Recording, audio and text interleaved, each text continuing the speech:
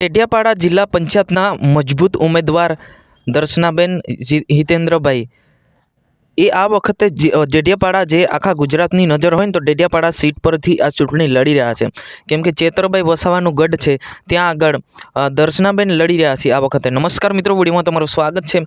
દર્શનાબેન જ્યારે ચૂંટણી લડશે આમ આદમી પાર્ટીમાંથી તો કેટલા વોટની લીડ રહેશે, છૂટશે કે નહીં છૂટશે, વિજય થશે કે નહીં થશે, એ બધી ટોટલી માહિતી આપણે એ વિડીયોની અંદર જાણવાના છે.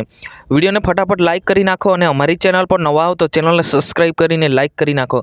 મિત્રો, તમને ખબર છે અમે ગુજરાતભરની માહિતી જે તમારા સુધી પહોંચાડવાનું કામ અમે કરી રહ્યા છે. હવે મિત્રો વાત કરવામાં તો આગળ આપણે સ્ટેપ બાય સ્ટેપ જાણી ગયેલા છે કે કોઈ સીટ કોણ લડી રહ્યું છે એ તમને લોંગ વિડીયોમાં બતાવવાની કોશિશ કરી હતી, પરંતુ ફરી એકવાર ડેડિયાપાડા એટલે કે આખા ગુજરાતની નજર હોય ને તો ડેડિયાપાડા સીટ પર જે વસાવા દર્શનાબેન લડી રહ્યા છે. અત્યારે આ સીટ પર ધારાસભ્ય ચેતરભાઈ વસાવાના ગઢમાં જે લડી રહ્યા છે, પરંતુ એ તો હવે છૂટશે કે નહીં છૂટે. જો ખરેખર મિત્રો રાજકારણની અંદર સારું કામ કરે તો લોકો છૂટાડે, નકર રાજકારણનું કોઈ નક્કી હોતું નથી.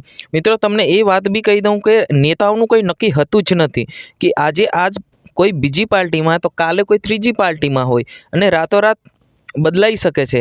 જી હા મિત્રો, એટલે કે ગુજરાતના સૌથી મોટી બેઠક કહીએ ને તોય ખોટું નથી, કેમ કે ડેડિયાપાડા મિત્રો તમને ખબર જ કે ધારાસભ્ય ચેતરભાઈ વસાવાની ગઢ છે અને જે ધારાસભ્ય છે ચેતરભાઈ વસાવા એ ડેડિયાપાડાના છે, ત્યારે એમના પર આખા ગુજરાતની નજર છે. તો આ વખતે આમ આદમી પાર્ટી દ્વારા જે ચૂંટણી લડી રહ્યા છે જેમ છે દર્શનાબેન વસાવા, જી હા મિત્રો, છૂટશે કે નહીં છૂટશે મિત્રો એ તો હવે ચૂંટણી થશે, પરિણામ આવશે, મોટ ગણતરી થશે પછી જ ખબર પડે. અત્યારે જે રીતના આપણને માહિતી મળી રહી છે કે ડેડિયાપાડા સીટ પરથી આ જે બેન છે લડી રહ્યા છે જેમનું નામ છે વસાવા દર્શનાબેન.